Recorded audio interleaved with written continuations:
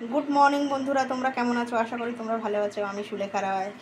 আমি এবার আজকে তোমাদের কাছে বাটা মাছের ঝোল তোমাদের দেখিয়েছি ঝিঙে দিয়ে। এটা সোনা বাটা। আজকে তোমাদেরকে সর্ষে বাটা, ধনেপাতা, টমেটো দিয়ে এটা দেখাবো। ঠিক আছে, পুরো রেসিপিটা দেখতে থাকো। এই মাছে এবারে এই নুন মানে হলুদ দিলাম, আর এই হচ্ছে নুন দিয়ে দিলাম। দিয়ে এটা নুন হলুদ মাখিয়ে ভালো করে এই যে নুন দিয়ে দিলাম। বন্ধুরা দেখো, পুরো বাটা মাছের ঝাল করবো আজকে, সর্ষে বাটা দিয়ে আর ধনেপাতা দিয়ে বাটা মাছের ঝাল। পুরো ভিডিওটা তোমরা দেখতে থাকো। বন্ধুরা, কালো সর্ষে, সাদা সর্ষে, কাঁচা লঙ্কা নিয়ে নিয়েছি, আর এখানে হচ্ছে টমেটো, আর এখানে হচ্ছে ধনেপাতা। ঠিক আছে, এটা দিয়েই বাটা মাছটা ঝাল করব। বন্ধুরা, এই যে ধনেপাতা কেটে নিচ্ছি, ধনেপাতা কেটে নেবো, টমেটো কেটে নেবো, কাঁচা লঙ্কা কেটে নেবো, নিয়ে এটা পুরো বাটা মাছের ঝাল করবো। আর এখানেই দেখো সর্ষে, কাঁচা লঙ্কা বেটে রেখেছি, সাদা সর্ষে, কালো সর্ষে একটু নুন দিয়ে বেটে রেখেছি মিক্সিতে। হয়ে গেল, ধনেপাতাটা বাটা এই কুচানো হয়ে গেল। এবার কাঁচা লঙ্কাগুলো চেলা করে নেব। এই যে কাঁচা লঙ্কা চেলা করে নিচ্ছে, কাঁচা পাকা লঙ্কা নিয়েছি, এবার কাঁচা লঙ্কা নিয়েছি।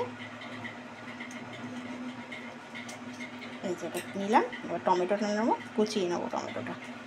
এত বড় টমেটো লাগবে না, আমি হাফ দেবো, হাফ রেখে দেবো।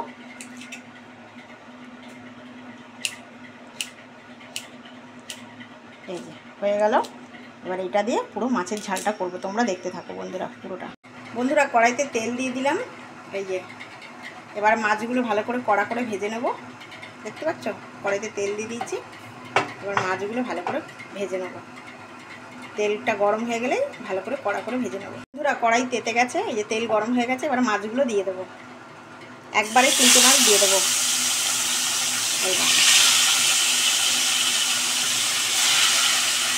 একদম বাটা মাছ, সোনা বাটা, আবার ডিম আছে। দেখো পুরো এটা ভাজা হবে সুন্দর করে। বন্ধুরা, 1 পিঠ ভাজা হয়ে গেছে, এবার উল্টে দেবো।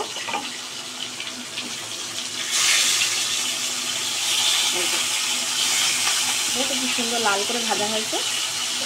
দেখো, আর এখানে গার্নিশিংয়ের জন্য ওই ধনেপাতা নিয়ে নিয়েছি আর পাকা লঙ্কা নিয়ে নিয়েছি। বন্ধুরা, এই পিঠটাও লাল করে ভাজা হয়ে গেছে। এই দেখো পুরো সুন্দর করে লাল করে ভাজা হয়ে গেছে, কত সুন্দর ভাজা হয়ে গেছে, দেখতে পাচ্ছ? সব ভাজা হয়ে গেছে। এবার এটা তুলে নেবো, নিয়ে তারপরে কালো জিরা ফোড়ন দেবো। বন্ধুরা, ভেবেছিলাম মাছটা তুলে নিয়ে এর মধ্যে কালো জিরা দিয়ে দিলাম, আর এই হচ্ছে সর্ষে বাটাটা দিয়ে দেবো। এই যে হলুদ দিয়ে দিলাম, নুন দিয়ে দেবো, 2 চামচ পরিমাণ মতো নুন দিয়ে দেবো। দিয়ে এটা ভালো করে কষতে থাকবে। কষে গেলে তারপরে মানে মিক্সি ধোয়া জলটা দিয়ে দেবো। এবার দেখতে পাচ্ছ, এবার টমেটোটাও দিয়ে দেবো। দেখো, দিয়ে এটাকে ভালো করে কষাবো। মশলা কষিয়ে জল দিয়ে দিচ্ছি, কিন্তু ক্যামেরাটা অন করতে ভুলে গেছি।